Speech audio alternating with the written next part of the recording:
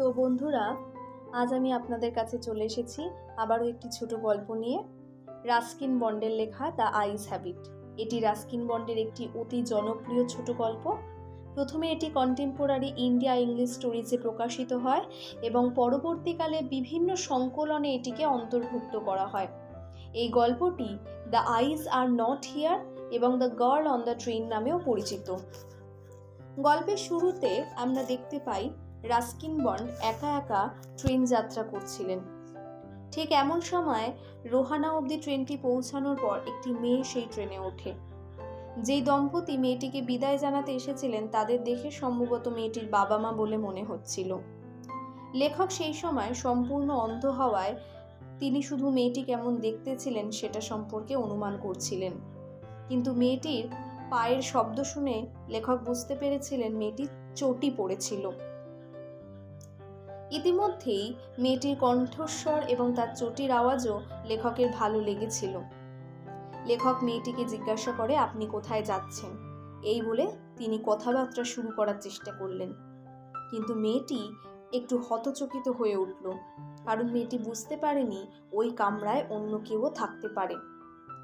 মেয়েটি যখন তার নিজের এই হতবাক হবার কথাটা লেখককে জানালেন, তখন লেখক মৃদু হেসে বললেন, অবশ্যই ভালো দৃষ্টিশক্তিযুক্ত মানুষ তাদের কাছে তাদের সামনে থাকা দৃশ্যমান জগৎ সম্পর্কে সর্বদাই উদাসীন থাকে। তারপর লেখক বললেন, আমিও আপনাকে দেখিনি, আপনি ট্রেনে উঠেছেন সেই আওয়াজটা শুনেছি। লেখক নিজের অন্ধত্বকে লুকানোর চেষ্টা করেছিলেন। এরপর মেয়েটি লেখককে জানান মেয়েটি সাহারানপুরে নামবে। লেখক তাকে বলেন যে, ও তাহলে তো আপনি বেশিক্ষণ আর ট্রেনে থাকছেন না, সাহারানপুর বেশি দূর নয়। তারপরে কথক জানতে পারলেন মেয়েটির কাকিমা তাকে স্টেশনে নিতে আসবেন এবং তিনি তখন কাকিমাদের ভয় পাওয়ার ভান করলেন। মেয়েটি জিজ্ঞাসা করায় লেখক জানালেন তিনি দেরাদুন হয়ে মুসৌরি যাবেন।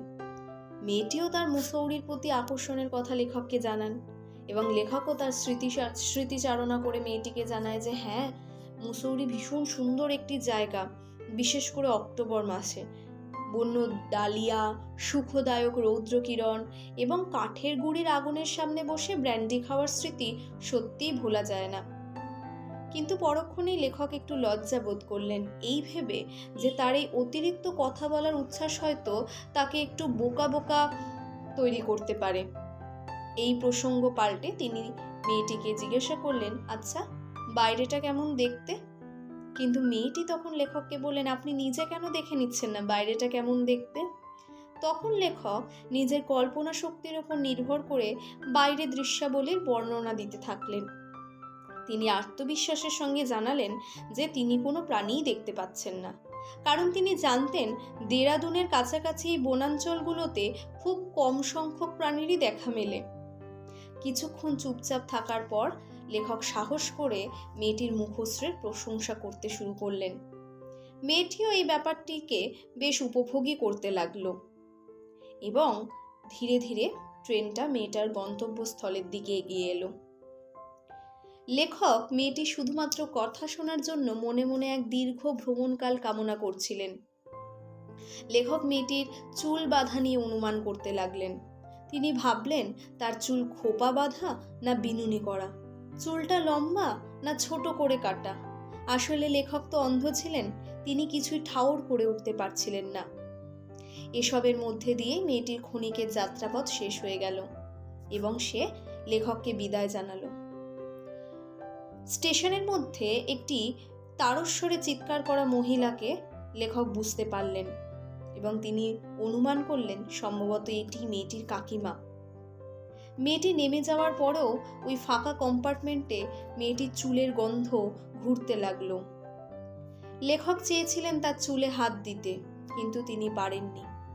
মেয়েটি চলে যাওয়ার পরে অবশ্য একজন পুরুষ সহযাত্রী সেই ট্রেন কামরায় উপস্থিত হয়েছিল, কিন্তু তিনি টিপ্পনি কেটে লেখককে জানালেন যে তিনি আর যাই হোক, যেই ভদ্রমহিলা এইমাত্র ট্রেন কম্পার্টমেন্ট থেকে নেমে গেলেন এনার মতন এত আকর্ষণীয় সহযাত্রী নন।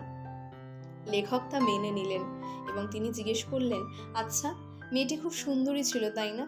মেয়েটির চুলটা কেমন ছিল বলতে পারবেন? তখন নতুন সহযাত্রী তাকে জানালো, সেটা তো আমি লক্ষ্য করিনি।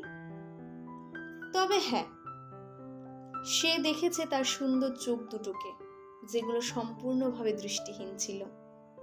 গল্পের শেষে আমরা দেখতে পাই যে লেখক একা না, এই গল্পের নায়িকা সেই ট্রেন যাত্রীও সম্পূর্ণভাবে দৃষ্টিহীন ছিলেন, অথচ কি অকপটেই তারা সাবলীলভাবে একে অপরের সঙ্গে কথা বলে গেছেন।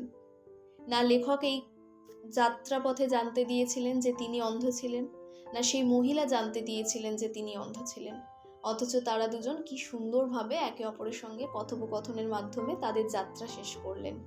আজকের গল্প এখানেই শেষ। ভালো লাগলে চ্যানেলটিকে অবশ্যই সাবস্ক্রাইব করে দেবেন। ধন্যবাদ।